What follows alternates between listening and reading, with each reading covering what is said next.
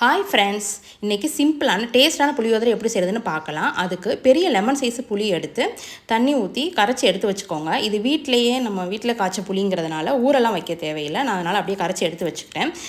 கடாய் அடுப்பில் வச்சுட்டு நல்லெண்ணெய் ஊற்றிக்கிட்டேன். நல்லெண்ணெய் வந்து நல்லா வாசமாக இருக்கும். ஊற்றிட்டு லைட்டாக வெந்தயம், கடுகு, கடலைப்பருப்பு, முந்திரி பருப்பு, காஞ்ச மிளகா, வேர்க்கடலை அதெல்லாம் போட்டு லைட்டாக வதக்கி வச்சுக்கோங்க. வதக்கி வச்சுட்டு கருவேப்பிலை போட்டுட்டு வதக்கிட்டு புளி கரைசலை வந்து அப்படியே வடிகட்டி ஊற்றிக்கோங்க. இதில் கல் உப்பு போட்டு கொதிக்க விட்டேன். கல் உப்பு வந்து ரொம்ப நல்லது, அதுவே அதிகபட்சம் நீங்கள் யூஸ் பண்ணுங்கள்.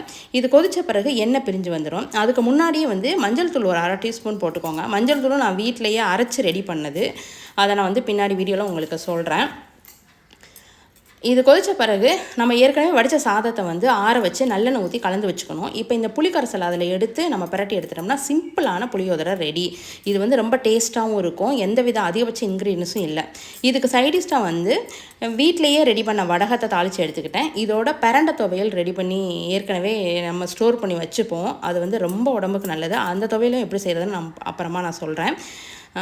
தேங்க்யூ.